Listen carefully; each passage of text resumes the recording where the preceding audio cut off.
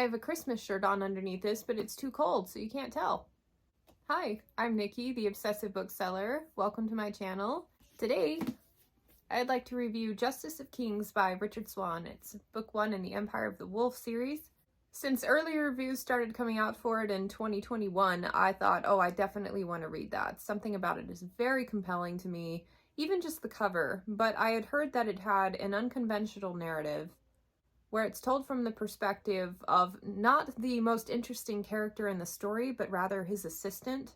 So you kind of get this cool periphery point of view, which works on some level to keep the suspense and the surprise element of the story going, because this character does things and you don't know why. But at the same time, you lose that in the moment connection to the character. So it's kind of a trade-off. It's one I'm liking though. Unconventional writing choices always go a long way with me. I think because I've read so many books, like something new and different kind of sparks the novelty in me.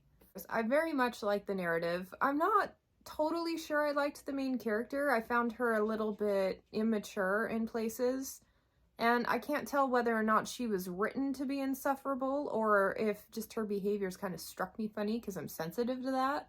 There were a couple of points during the book where I thought, like, I don't know why these people are putting up with her. She's just being a little snot and very ungrateful. But other than that, like, that's the character's behavior. I found the writing voice itself very interesting and entertaining. So I expected the cool narrative, but I did not expect the kind of relative lack of magic in this book. This is not a very magic-driven story. It's more legal and mystery-driven. And I really like the legal component. There's a lot of, like, interesting introspection and moral debate about the things going on, like whether or not to follow the letter of the law or the spirit of the law. And you can tell that the author has some legal background by profession, and I love it when authors take stuff like real world skills to their writing, because it's definitely a strength in here. But since the focus wasn't on the magic, it was on the legal aspects and the overall mystery, I gotta say the mystery was just okay. I spent a good portion of the end half of the book going, I'm not sure I'm totally on board with the whys of all of this, but it was still like basically decent, like a 3-star mystery in overall what I think is going to be a 4-star book.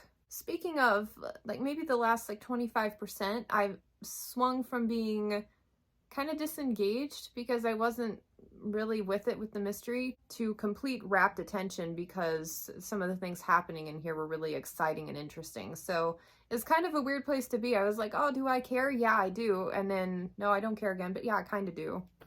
Mixed feelings on that, but it ended with a bang, so it drew everything together. And honestly, it could have been just an attention span thing. That happens. Overall, a solid story, one that I'm happy I read, and I'm already in the middle of the second book and liking it even more.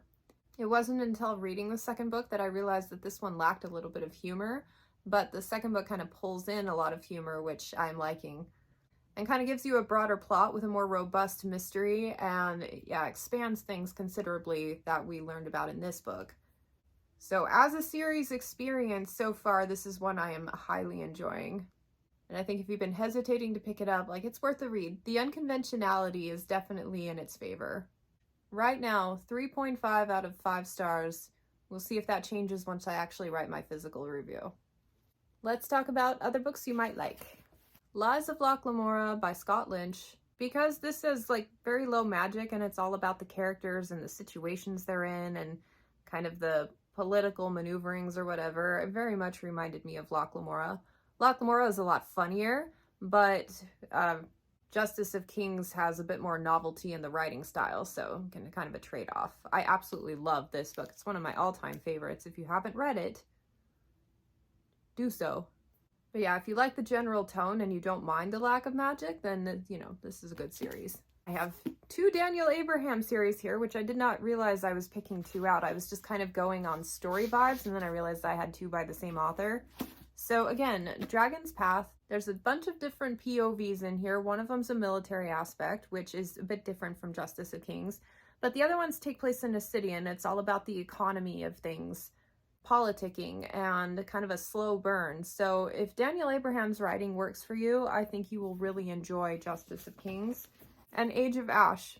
So the one little bit of magical component that's in Justice of Kings reminded me of the one tiny little bit of magic in this story, and it kind of resonated, and I think the setting and the overall atmosphere will strike you similarly. I preferred this novel a little bit more, but they're definitely in the same vein. Justice of Kings probably had a little bit more like snappy pacing as well. So if you read this one but thought it was a bit slow, Justice of Kings might work a bit better.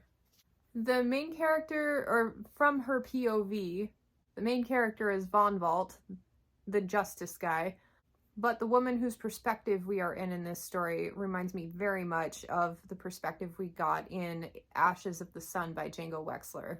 There's something about this story that I have not been able to stop thinking about since I read it. I want to go back and reread it before continuing on with the series.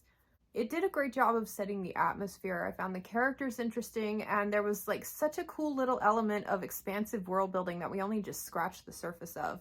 But some of the like nitty-gritty atmospheric, like tiny detail components reminded me of the stuff that I saw in Justice of Kings. And it's one of those series where I feel like just keep reading. It's going to expand beyond where it is now, and it's going to grow into something pretty cool. That's my prediction with both. But that was a very comparable story for me. And finally, Traitor's Blade by Sebastian de Castell. This book, especially the first half, is over the top. Like, it's almost too much, but it kind of mellows out and settles into itself as you go along. He finds his stride. But like the first few chapters, you're like, this is compulsively readable, but it's also just on this edge of like way too much. Anyway, my favorite thing about this series are the themes. Good exploration of right and wrong, like vigilantes, fighting for a cause, sticking to what you believe in, and those themes are present in Justice of Kings, minus the humor component. If you finish Justice of Kings and really like the good food for thought that you get out of it, then this is a cool series to pick up as well. There you have it. Thank you for joining me on this review. I'd like to take a minute to thank my patrons. Thank you so much for all of your support and love. I really appreciate it. And yeah, thanks for joining me. I hope to catch you next time. Bye.